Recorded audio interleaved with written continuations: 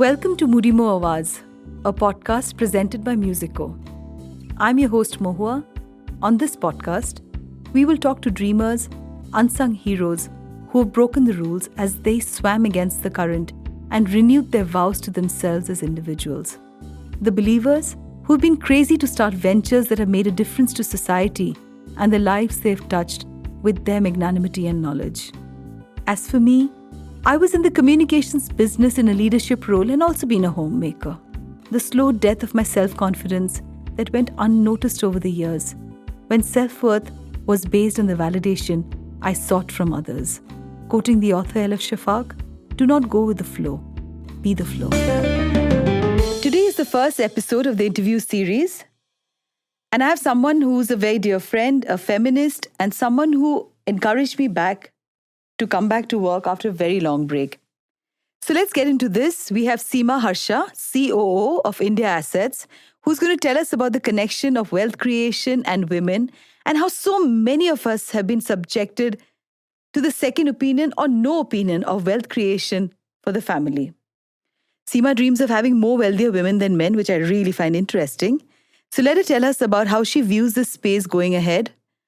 And, tell me, Seema, how is it that you negotiated your career in a space that's mostly dominated by men? Yeah, Mo, first of all, thank you very much for calling me here. It just feels wonderful talking about these subjects. And then you've been doing a wonderful job, and I've been following you for some time now. I'm only have all appreciations for you. And then I'm so happy that, starting with you, that you've taken such a long break and you've come back to work, and makes me feel so good. And if I've played even a small part in bringing you back to work, I'm so happy about it. In talking about my career, I think I started my career with banking. I mean, my first job was in banking, and I joined Centurion Bank. I just out of college, I did my MBA in finance, and then joined in as an intern in Centurion. Worked there for a few years, 4 or 5 years, and then I moved to Stanchart. Centurion was a bit very family kind of environment, very very closed, very closely held company, and we had a very few branches, and people were very warm, and you know how it is when it's a small bank, and then you're closer to your colleagues. You're closer. Bosses are more like a family than real bosses and things like that. And then I moved to Stanchart, which is Stanchart is a great place to work, and then it gives you a lot of exposure. Yeah, I've had my share of challenges, and I'm sure, in the last 17 years of what I've worked, and there's so many challenges we as women face in corporates. So, initially it wasn't easy at all, Mo. I think there were a lot of times where I just wanted to give up, this home, this pressures from the office, this targets, and I don't the see multiple roles we play, right? I don't see any banks having running without targets, and then so it was extremely challenging. But then a lot of times I've decided that I'll give up, and this is not for me. And I think finance is one thing. I love finance, but then I'm not able to handle the challenges of corporate world. There's so much to do there, and there's so many things you need to handle. Other than doing your own job, there's 100 other things you need to manage. So it has been extremely challenging. But then I think over a period of time, I had only two options: either give up or fight it back. And then and there were so many biases. I mean, I can talk about it. But I sort of decided one fine day that either I give in and I just give up on this career and just take up a very light job where, I just work like for the sake of my salary and I go back home and things like that. Or I take the challenge of this career where you really need to grow in your banking career and face those challenges to rise up the ladder. Just want to ask you, Seema, that, especially when it comes into the world of finance, we, of course, there are many women who've done phenomenally well in this business. Did you face challenges when you were trying to convince somebody in taking financial decisions if it was a man? Did you go through those challenges as a woman? Absolutely. All my banking career, I have hardly met women who come and tell me, Seema, I will take this decision on my deposits, which is there in a bank. And now I'm running a real estate wealth management company. I have 5,000 clients. I think directly, I have about 100 women clients. Even there, I think 50% of them, when I'm talking about real estate, they say, listen, all this is fine. I understood. Let me take okay from my husband or my father. I mean, that's nobody. I hardly find few women who will come and say, this is my decision, my investment, and I will take a call and I'll own this up. Isn't that sad? In spite of Extremely so sad. many years of education and, women having, the best of and this happens actually even in big cities. I mean, we're not talking about smaller towns where, you still have a situation that may not be like a big city where you're negotiating life completely on your own. But somewhere as women, I think we are all the time so coward, to take any decision that involves you, to become independent. Totally. I think it's just the fear in them, Mo. I don't think there's anything else other than the fear, because I've seen women who are highly educated. I mean, some of them are senior bankers, my own friends. I mean, banking is all about money and investments, and you get an exposure to all kinds of investments in banking, right? Even there, my own colleagues, they find it very difficult. There's some kind of fear which stops them to take the decision of investment. They're earning great money, but at the end of the day, they just want to swipe the whole thing to their husband's account. Listen, I don't know what my job is to just earn. My husband's managing the investments.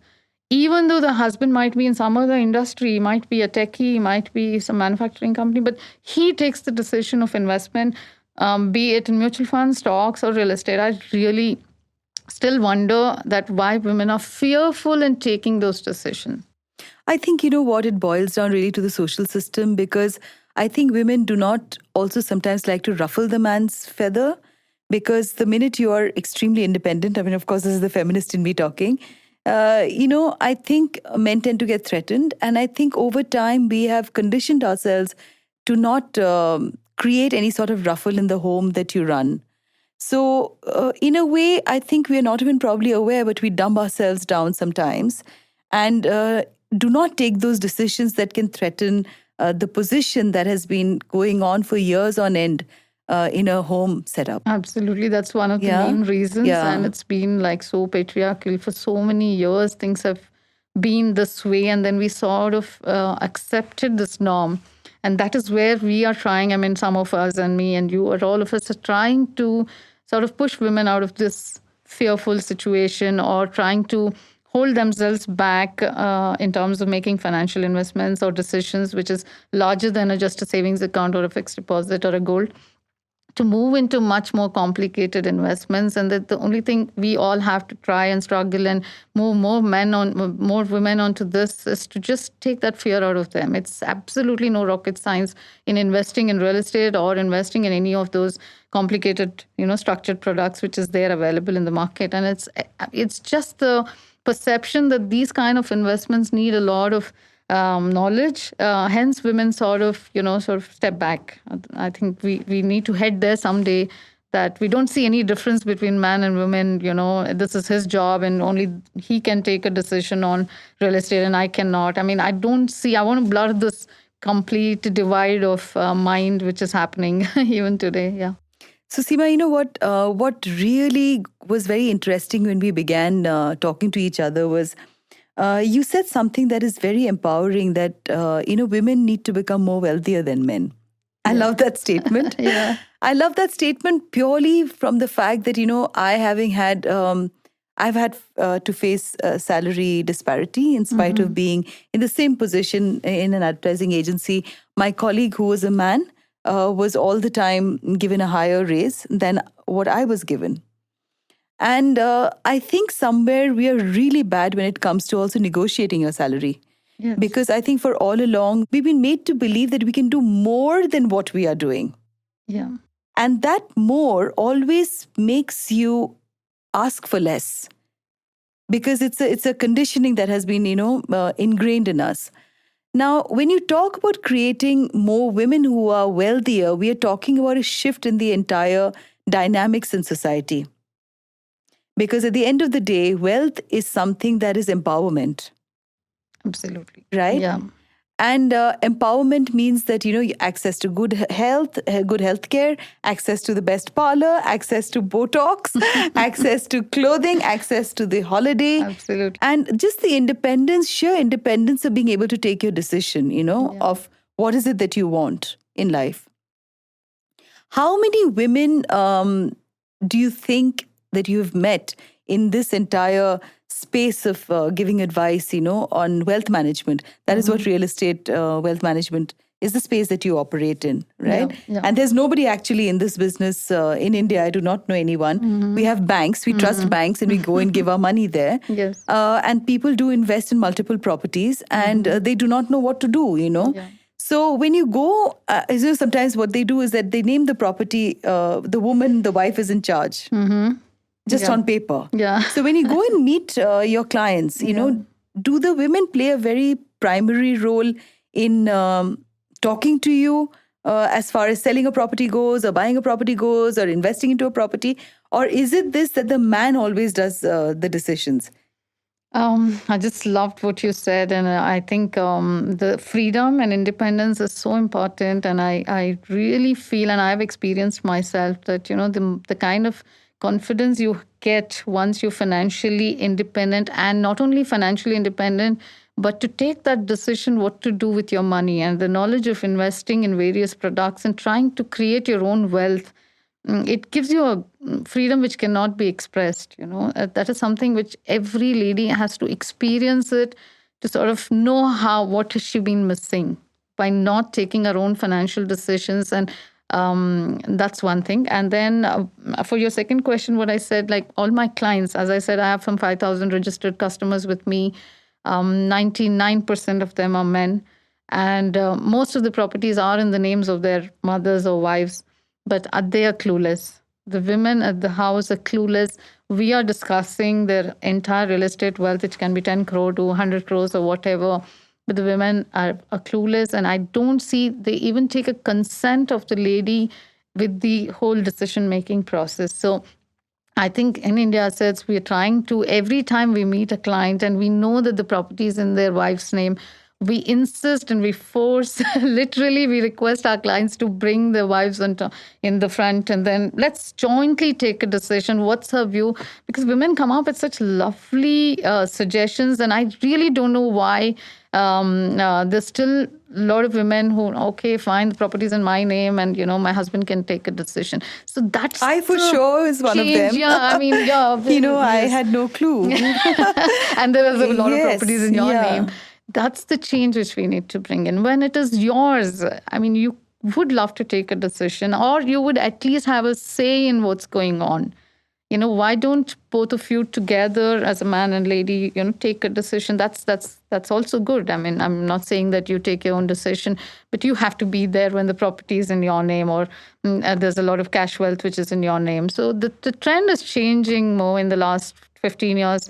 I've seen in the banking industry to now real estate. The trend is changing, but we have to go a really, really long way to go. I mean, we have a lot of women working, a lot of women earning. We've done some kind of progress in that tech industry and banking industry, and real estate. Yeah, very less women right now, but we might do some progress there. But then the progress I would call when women take decisions in investing, not only owning or earning or whatever. Going to work is one thing, getting your salaries is one thing, earning money is one thing, but then what? You need to invest it. End of the day, we all earn to invest somewhere, right? And if the investment Absolutely. goes to somebody else, all your earnings you've given it to somebody else. I mean, that is something which we need to really look at. How do we change this? And I'm trying my best to talk to more and more women to take their own decisions. Yeah. So Seema, tell me a little about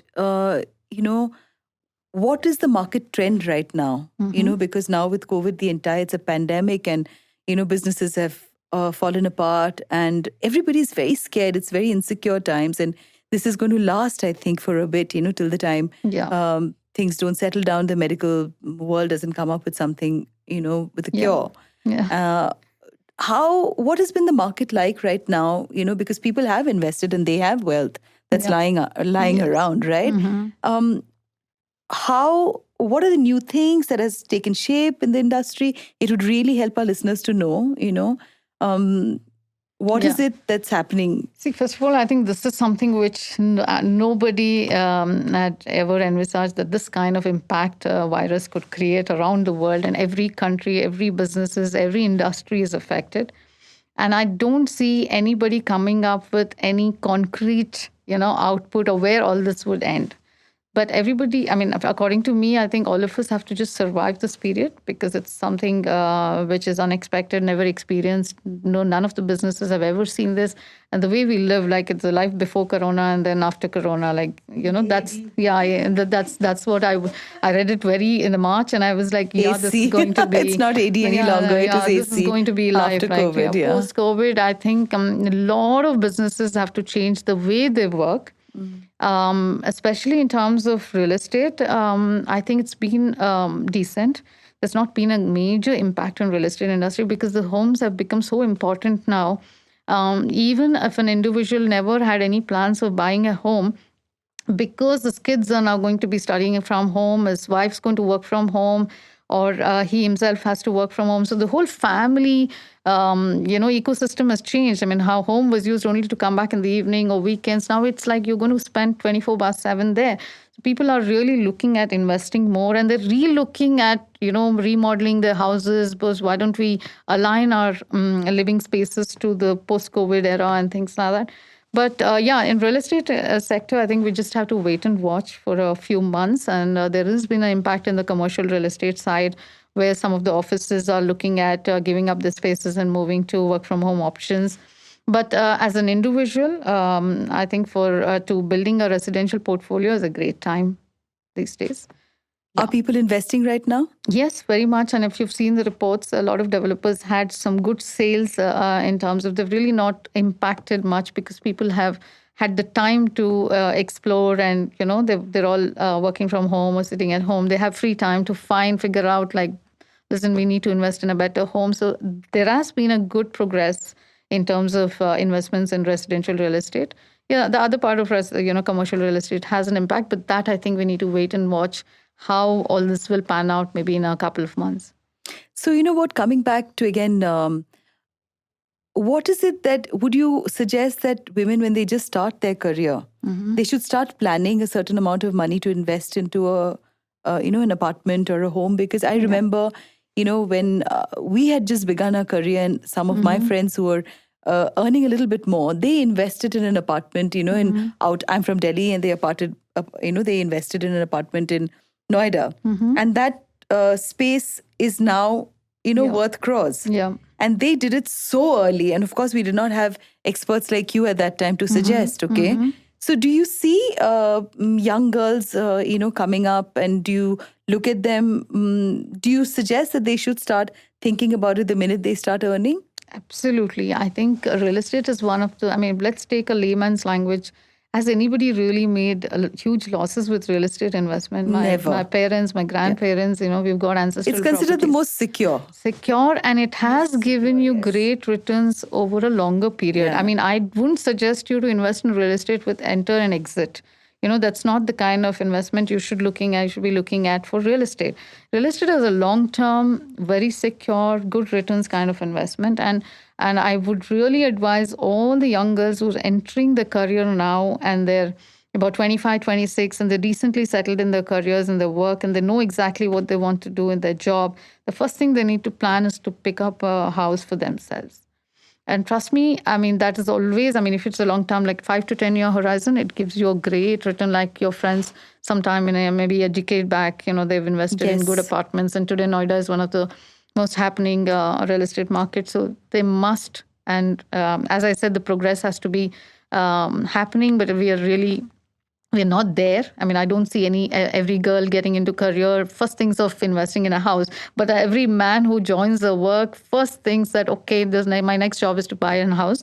But a lady just takes a back seat. She moves into safer investments like FDs and, let me do this SIPs and, so that trend is still there. It's not wiped out at all. And I have to urge this generation who are getting into the workforce, have to first invest in real estate, and they will thank me for it. Because the new generation is, I think, way more exposed. Yes. And they have, I think their entire rules of relationships have also changed. Totally. Society has changed now. Yes. So I do see promise there in a big way. Now tell me, among the markets that you have operated in, which are the markets where you find women more open, in taking these decisions as far as their real estate wealth is concerned? So markets in terms of which city? Do you think it is in Bombay? Yeah, city, Bombay, Yeah. Delhi. You have offices now in Bombay, Yeah. in Delhi, in Yes. Chennai, in Hyderabad, and elsewhere. You have also outside Bangalore, India. Chennai, yeah, we have 5 branches now. You have 5 branches, and you also have across. operations in Dubai. Yeah, Dubai is my associate partner who generally,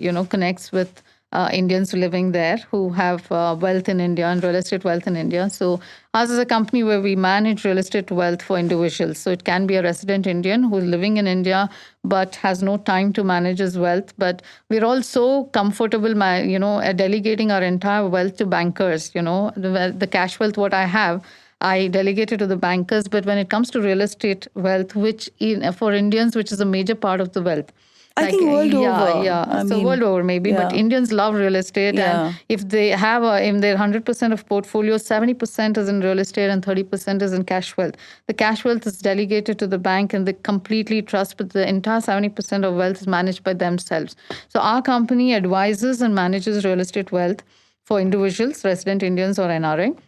So we have branches and our dream, Indiassetz would want to be perceived like a bank for real estate wealth, and how Indians see a bank and have so much trust in a bank to hand over the cash wealth.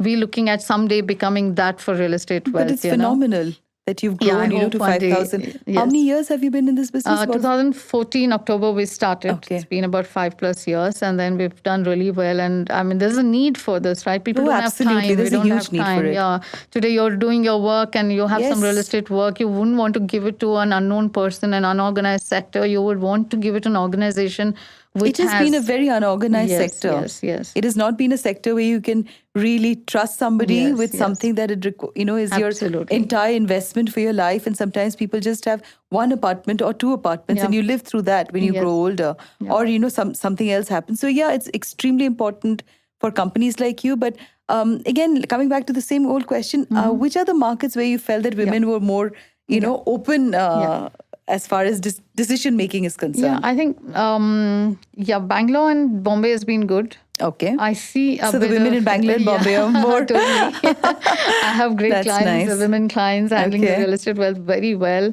Lovely. Large portfolio of real estate wealth in Bangalore and Bombay. Hyderabad is still a very smaller market. So I'm yet to see some action there. And Chennai is still very traditional, and I think we need to see some progress in Chennai also. I don't have many women clients there. But then Bombay and Bangalore has been great. We've just started. We want to see the trend. And then even Delhi, I think we need to go a long way in women taking the seat to sort of decide on real estate. It's so exciting, to think about women becoming bigger buyers of real estate than men. Wow. To me in my head, that's like a dream, isn't it? That's amazing. I think we would want to reach there. And yeah, absolutely. Because I think the whole dynamics of relationships changes the minute you are in charge of your own wealth. Yes, totally. Because till now, I think, where women have all the time felt, sometimes we dumb ourselves down because it makes the other person comfortable. Yeah. And it could be at your place of work. It could be at your place of, among relatives. It could be, of course, in marriages and in relationships. Yeah. So, women becoming wealthier than men, what you had said, is something so interesting. And I know we both are hoping that this would, become the trend coming on. Totally. What is that message that you want to leave behind, with people? Because this is so important. So important. What would you tell them? Yeah, I think I'm totally with you, Mo, and it's even my dream. And even in Indiassetz, we've started a series called Wire, Women in Real Estate. We have a whole one department working with women. So it's called Wire? Wire, yeah. Oh, women wow. in real estate, yeah. Because there's so less women that we're pushing and pursuing women that don't fear real estate, just take up these jobs. Demystifying it. Yeah. We'll train you. There's no rocket science, and we're pushing more and more women into the business of real estate. And also the Wire holds good for my clients too. And then we are consciously talking to our customers to sort of move women in decision making in the whole process. And I think the message is only that it's really easy, and the feeling you get after sort of taking a decision on a real estate is absolutely amazing. And I just want every lady to just try that once. That why not? I mean, I can manage this entire wealth myself, and especially the real estate ones. It's not complicated at all.